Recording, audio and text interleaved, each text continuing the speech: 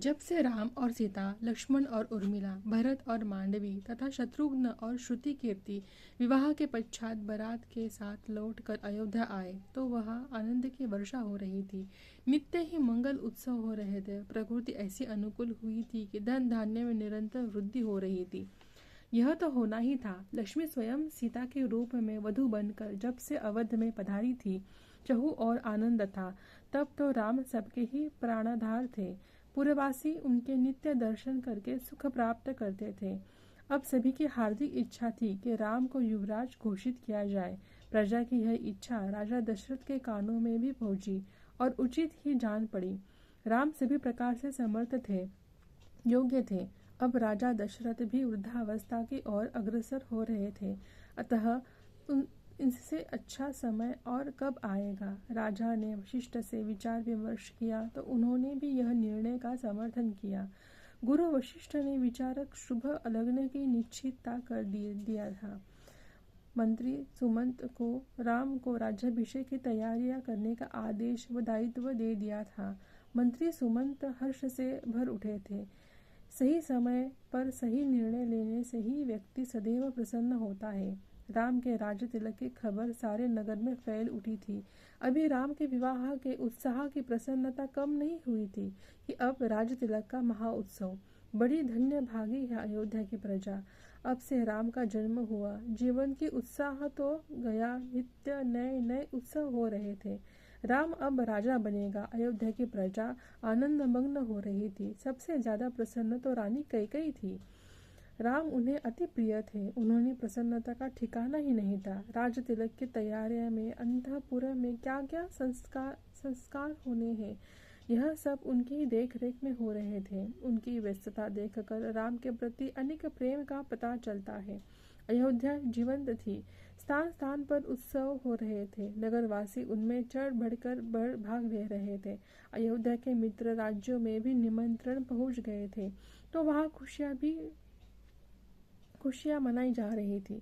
राम के राजा बनने का समाचार से सभी प्रसन्न थे, परंतु इंद्रादि देव चिंतित हो उठे थे। राम राजा बन जाए तो राक्षसों का अंत कैसे होगा? फिर तो वह राजकाज में ही उलझ जाएंगे।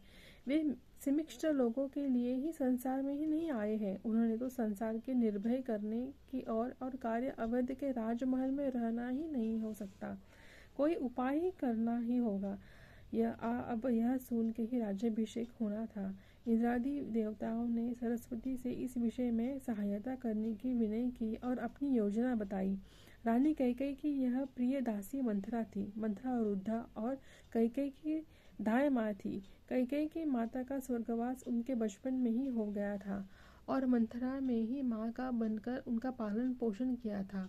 उन दिनों में अपनी प्रीति हो गई थी कि जब कैकेयी का विवाह हुआ था तब मंथरा को अपनी साथ ही अयोध्या ले आई थी।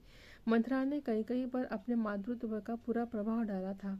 देवताओं की प्रेरणा से देवी सरस्वती ने पहले मंथरा की बुद्धि फेर दी।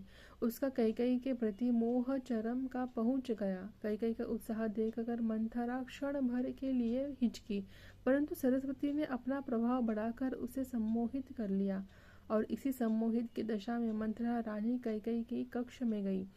वैदेय प्रभाव के वशीभूत मंथरा ने उसने हित की बात कहनी शुरू कर दी। हे रानी, कुमार भारत कहाँ है? राजा ने स्नेहवश राम का राज तिलक करने की ठान ली है।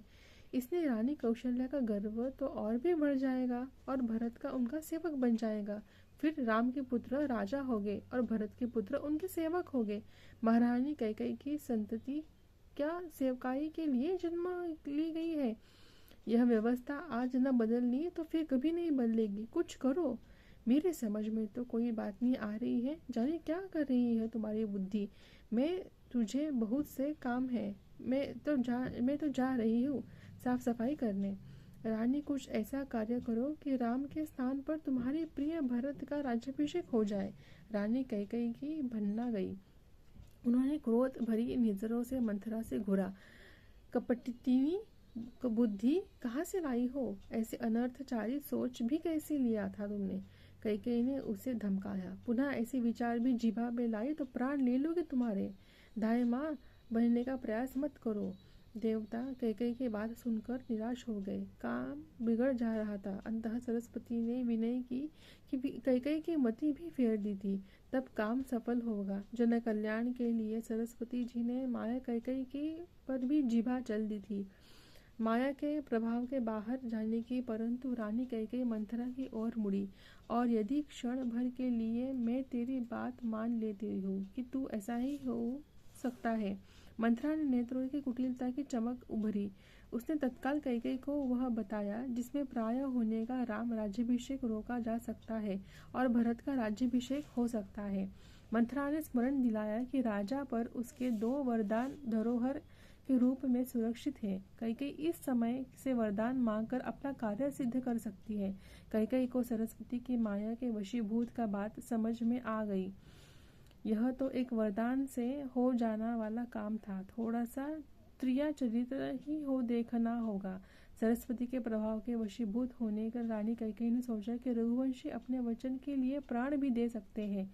इस एक वरदान से भरत को राज सिंहासन मिल जाए तो क्या बुरा है। परंतु मंत्रा ने दूसरी वरदान की कुटिल उपयोग सुझाया। राम को 14 वर्ष का वनवास मांग लेना, अन्यथा सत्ता के लिए संघर्ष हो जाएगा। राम का प्रजा का प्रभाव है, राम यहाँ है तो भरत के प्राण संकट में पड़ सकते हैं। देवी सरस्वती ने मंथरा को यह कहलवाया कि कैकेयी से मनवाया। ऐसा किया बिना देवलोक पृथ्वीलोक का कल्याण नहीं होता था। माया के वशीभूत रानी कैकेयी ने अपना श्रृंगार उतारा और दोनों वरदानों के प्रति हेतु दीन बनकर कोप भवन में लौट गई। और कैकेयी ने भरी स्वर से सरस्वती से कहा कि सरस्वती, अभी कोई भी स्त्री इस धरती पर अपनी बेटी का नाम कैकेयी नहीं रखेगी।